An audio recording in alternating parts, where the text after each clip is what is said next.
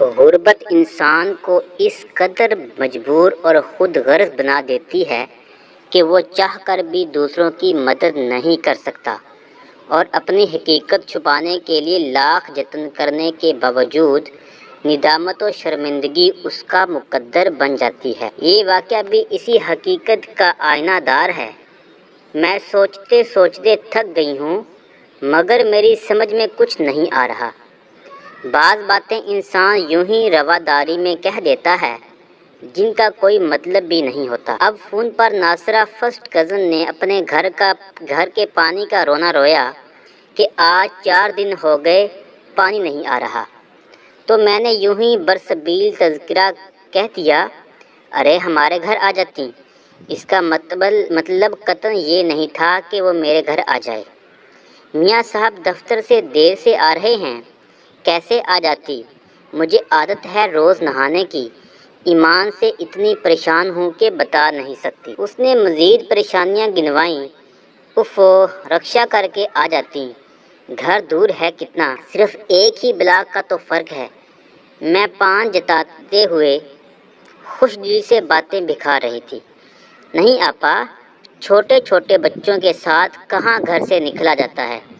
کوئی گھر میں بڑا بوڑھا ہوتا تو میں بچے سپرد کر کے واقعی آ جاتی۔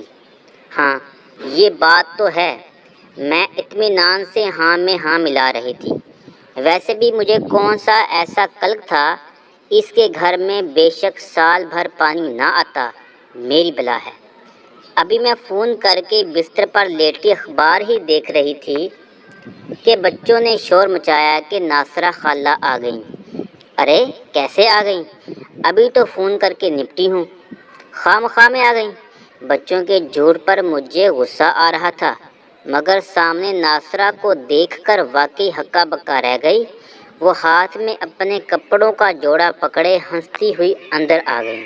آپ سے فون کر کے ہی فارغ ہوئی تھی کہ امی اور باجی آ گئیں، تب ان کو بٹھا کر میں فوراً ہی آ گئی، رکشا بھی فوراً مل گیا۔ اچھا بیٹھو۔ میں نے تیزی سے جا کر غسل خانے کی ٹوٹی ہوئی چٹخنی لگائی، بند شاور کو سوئیوں سے کھولا، چکنا ڈونگا صرف سے دھویا، پٹڑے ڈھونڈ کر رکھ دیے، ٹوٹے ہوئے نل کو کپڑے سے باندھا۔ منٹوں میں اس ہنگامی صورتحال سے نمٹ کر میں نے ناصرہ سے کہا، جاؤ بھائی پہلے نہا لو۔ مجھے معلوم تھا کہ وہ نہاتے ہی تولیے کی فرمائش کرے گی، اور اس فرمائش سے مجھے ہمیشہ کی چڑ ہے۔ پتہ نہیں یہ کس نے ایجاد کیا، میں تو کتنے ہی خرید لوں کبھی مل کر نہیں دیتا۔ آج بھی یہی ہوا کہ ناصرہ کو غسل خانے میں بھیج کر ساری الماریاں ایک تولیے کے لیے کھوج ڈالیں، مگر وہ تو یوں غائب تھا جیسے گدھے کے سر سے سینگ۔ امی تولیہ کہیں نہیں ہے۔ سارے بچے علیحدہ یوں انکار میں سر ہلا رہے تھے جیسے کہ کبھی انہوں نے تولیے کی شکل ہی نہ دیکھی ہو۔ صبح تمہارے پاپا جس سے اپنے جوتے صاف کر کے گئے تھے وہی ڈھونڈ لو۔ تمہارے چچا نے اپنی گاڑی بھی حسب عادت تولیے سے چمکائی ہوگی، وہ تولیہ کہاں ہے؟ صبح کھانے کی میز پر گری ہوئی چائے بھی تو تولیے سے صاف کی گئی تھی، وہ بھی نظر نہیں آ رہا۔ اللہ بھابھی، وہ سب میلے تولیے تو میں نے میلے کپڑوں میں باندھ دیے تھے، آج دھوبن آئے گی نا۔ میری چھوٹی نند اس ہنگامی صورتحال کو دیکھ کر دوڑ کر کوڑی لائی، ٹھیک ہے میلے کپڑوں میں سے کوئی قدرے صاف تولیہ نکالو، ناصرہ نہا کر تولیہ مانگے گی تو کیا دوں گی۔ میں نے اپنی نند نوشین کو مشورہ دے کر کمرے میں قدم رکھا، ابھی کنگا ڈھونڈنے کا سلسلہ بھی سر کرنا تھا کہ ناصرہ تو نہائے بغیر ہی باہر آ گئی۔ ارے نہائی کیوں نہیں؟